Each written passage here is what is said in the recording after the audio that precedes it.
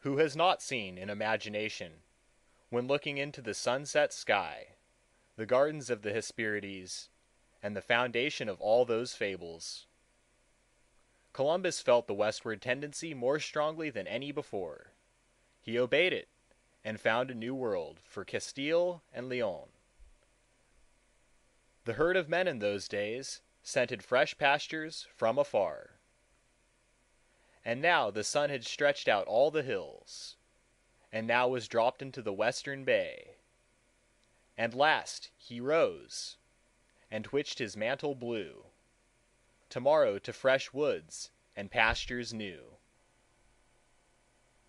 Where on the globe can there be found an area of equal extent with that occupied by the bulk of our states, so fertile and so rich and varied in its productions, and at the same time so habitable by the European as this is?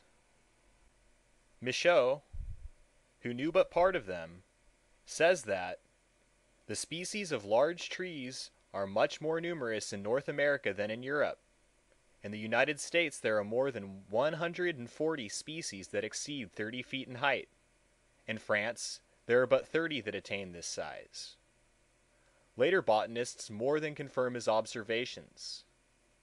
Humboldt came to America to realize his youthful dreams of a tropical vegetation, and he beheld it in its greatest perfection in the primitive forests of the Amazon,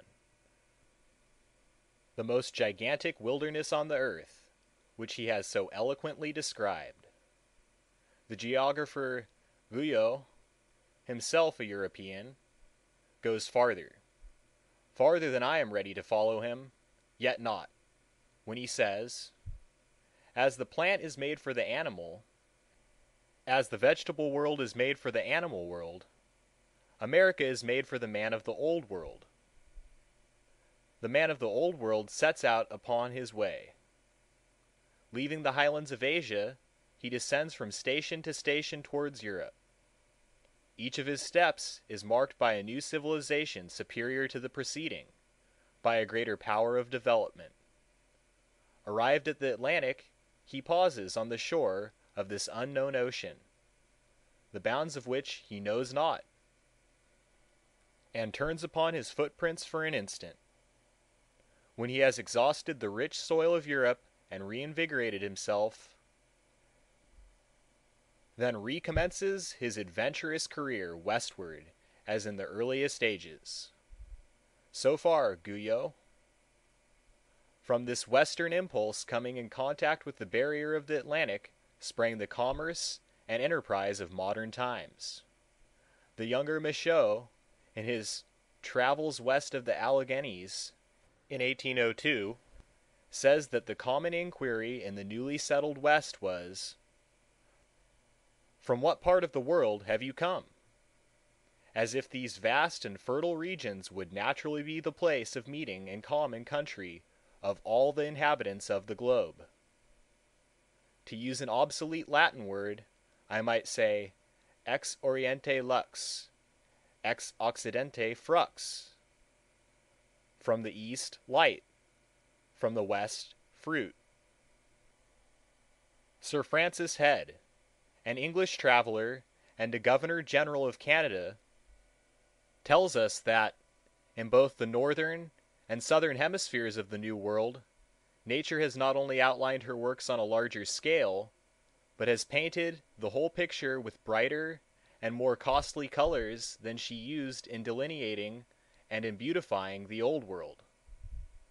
The heavens of America appear infinitely higher, the sky is bluer, the air is fresher, the cold is intenser, the moon looks larger, the stars are brighter, the thunder is louder, the lightning is vivider, the wind is stronger, the rain is heavier, the mountains are higher, the rivers longer, the forests bigger, the plains broader.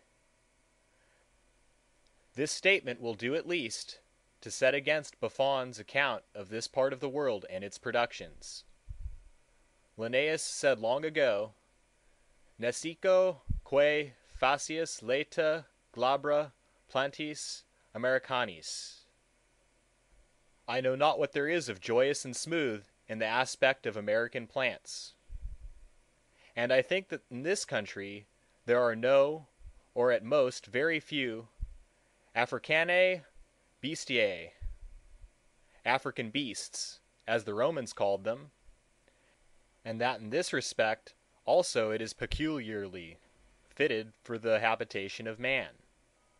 We are told that within 3 miles of the center of the East Indian city of Singapore, some of the inhabitants are annually carried off by tigers, but the traveler can lie down in the woods at night almost anywhere in North America without fear of wild beasts. These are encouraging testimonies. If the moon looks larger here than in Europe, probably the sun looks larger also.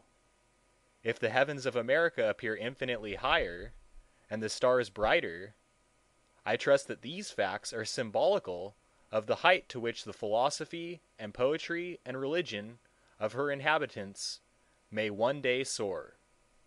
At length, perchance, the immaterial heaven will appear as much higher to the American mind, and the intimations that star it as much brighter.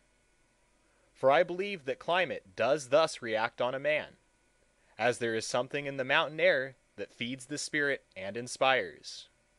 Will not man grow to greater perfection intellectually as well as physically under these influences? Or is it unimportant how many foggy days there are in his life?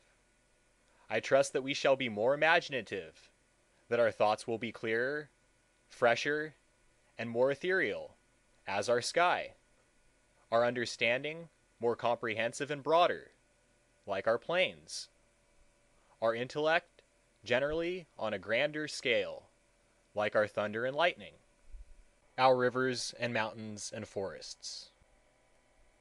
And our hearts shall even correspond in breadth and depth and grandeur to our inland seas.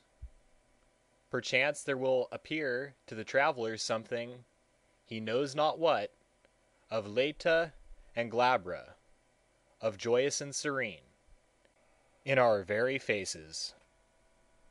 Else to what end does the world go on? And why was America discovered? To Americans, I hardly need to say, westward the star of empire takes its way.